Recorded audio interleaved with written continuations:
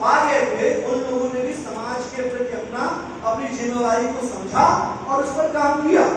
लेकिन आज आप पिछले 10 साल पीछे से भी देख सकते, तो आप क्या आपके मोहल्ले में जो नौकरी करने वाला है, जो ठेकेदारी करने वाला है, या जो विभिन्न राजनीति में सफल हो गया है, या किसी भी तरह से उसकी इकोनॉमी आपकी इकोनॉमी से बड़ी हो गई, तो वो अपने ही पड़ोसी को हेय की दृष्टि से देखे, उसके यहां बैठना अभिशाप समझे। अगर आपने ये नहीं समझा और आप कहते रहे कि हम फिर से भोजन मोमेंट करा कर लेंगे, तो ये संभव नहीं, ये संभव नहीं हो सकता। आपने उसे अपने दायरे का माना ही नहीं। जैसी उनकी भाषा थी, सामंतों की भाषा थी, उस भाषा के आप हिमायती हो गए। आज आप वही भाषा आप अपने से लोअर मिडिल क्लास को बोल रहे हैं, निचले तबके को बोल रहे हैं। और जब आप ये भाषा बोल रहे हो और आप कहें कि आप रियाज के सपनों को सच कर रहे हैं, तो वो होने वाला नहीं। पेरियार साहब बड़े तर्कशील आए और तर्क को आपको समझना पड़ेगा। भक्ति तो कहीं भी ठीक नहीं है ना, किसी का भी भक्त होना ठीक नहीं। तर्क के दायरे में आना, मेरा भाई गलत हो, वो चाहे ठीक है कि उसने मुझे कई वर्षों पढ़ाया हो, लेकिन ठीक बात है अगर वो गलत है तो उस पर डिबेट होनी चाहिए। और ये डिबेट स्वस्थ और एकदम से स्वस्थ करनी चाहिए, इसके लिए तैयार होना चाहिए। हम कहाँ खड़े हैं, हमारे भीतर भी वही प्रबंध। पेरियार साहब कहते हैं कि आपको इन मूर्तियों से प्रेम छोड़ देना चाहिए। हमने, हमारे कुछ बुद्धिजीवियों ने हमारे भीतर एक नई चेतना ले आई और एक मूर्ति से दूसरी मूर्ति। पहले हम उस मूर्ति के सामने रोया करते थे, आजकल इस मूर्ति के सामने रो लिया करते। बदला क्या कुछ? इधर कुछ बदल गया? नहीं बदला ना। और नहीं बदला तो ये हुआ क्या फिर परिवर्तन? सवाल था कि ये मूर्ति गलत है, मतलब मूर्तियां गलत हैं, ये वाली ही नहीं, वो सभी मूर्तियां गलत। मूर्तियों से कुछ नहीं मिलने वाला है। मेरे एक साथी दिनेश राम प्रोफेसर है दिल्ली यूनिवर्सिटी में, उन्होंने कहा कि यार कुछ लिख के भेजते आओ। मैं वो एक पंक्ति को बताऊं। मैंने कहा कि उनको लिख करके भेजा कि मैंने मरकर देखा ईश्वर कहीं नहीं, मैंने मरकर देखा ईश्वर कहीं नहीं था। ईश्वर नाम छलावा है, धोखा है, षड्यंत्र है, गरीब को गरीब बनाए रखने की साजिश। ये बात अब मान लेंगे तो सिर्फ एक ईश्वर नहीं, वो सब।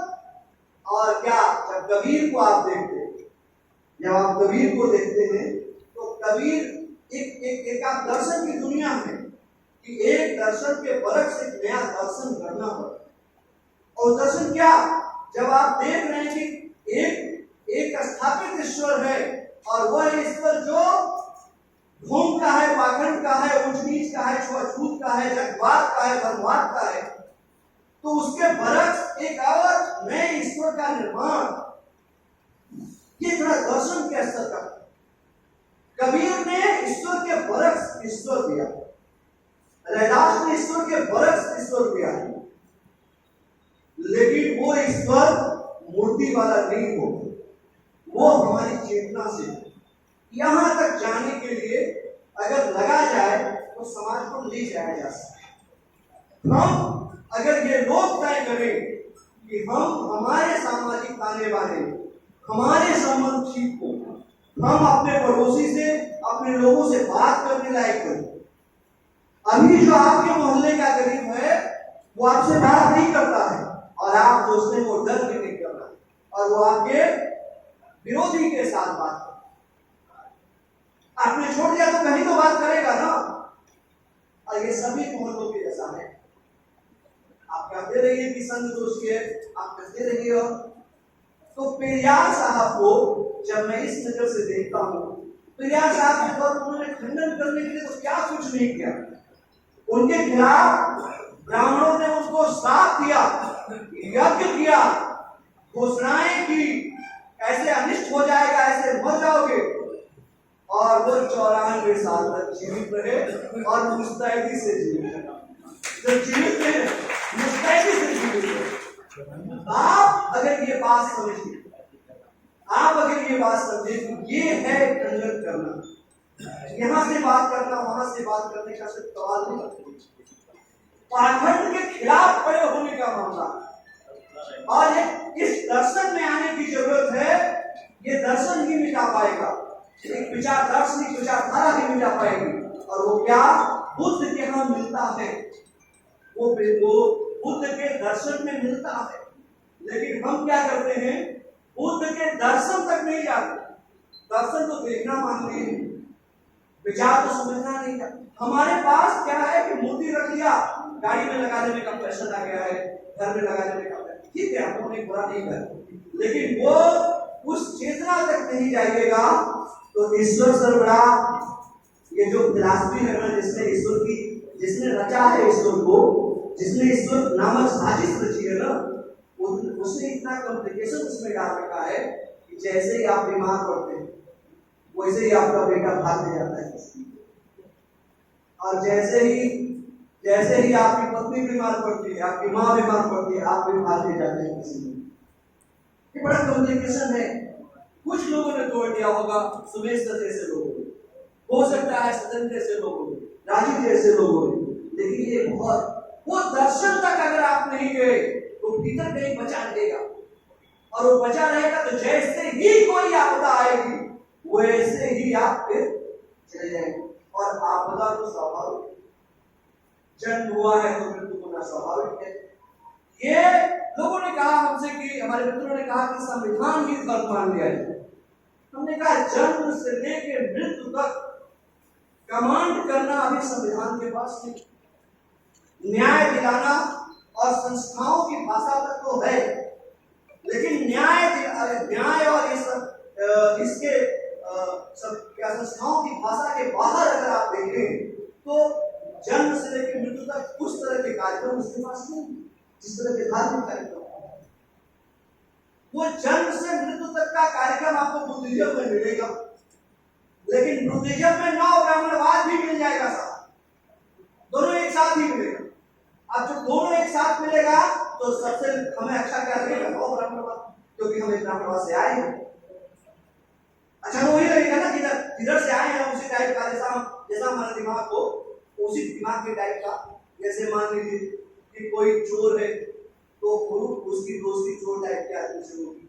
कहीं खोज से आप देखते हैं कि किसी अनजान शहर में भी चला जाए तो पीने वाला एक खोज ले या पीने वाला दोस्त खोज ले, वो एक सेंटिमेंट है, भीतर से बना हुआ, और वो उसी तरह का दिमाग काम कर रहा है। इस दर्शन तक अगर आप नहीं गए और यहाँ से ठीक नहीं किया, इस पे काम करेंगे। और संस्थाएं, आदरणीय सुमेश साहब ने बनारस में जिस संस्था को विरोध किया है वो इस पर काम करें। तो मुझे लग रहा है कि हम सब लोग किस दिशा में बढ़ेंगे, तो उस कि हम इस पाखंडवाद के खिलाफ, ये नहीं इस पाखंडवाद के खिलाफ नहीं, अब पाखंडवाद, ईश्वर के बरस ईश्वर की कल्पना तो स्वाभाविक है, वो एक बात तो समझ में आती है, लेकिन एक पाखंडवाद के खिलाफ नया पाखंडवाद तो फिर से किसी न किसी को मूर्ख बनाने की नई तैयारी, किसी न किसी को मूर्ख बनाने की नई तैयारी। और अगर आप ये नई तैयारी कर रहे हैं तो हो सकता है आप जानबूझ के कर रहे हैं या अनजाने में कर रहे हैं, होगा तो आप ही का पीछा परिणाम। मैं आज बस आप लोगों से यही बात करना चाहता हूँ। दूसरा, इस कार्यक्रम के योजना में जो लोग लगे हैं, इस तरह के कार्यक्रम तो देश भर में चल रहे हैं, ऑप्शन मूवमेंट के कार्यक्रम तो देश भर में चल रहे हैं। मैं समझता हूँ सामाजिक जागृति का इस तरह का कार्यक्रम निरंतर जारी रहना चाहिए। और सरकार कौन बनाएगा, कौन नहीं बनाएगा, कौन चुनाव के गठबंधन में जाएगा, कौन नहीं जाएगा, ये सब कुछ नेताओं को तय करने के लिए छोड़ दिया जाए। हमारा काम वो नहीं है।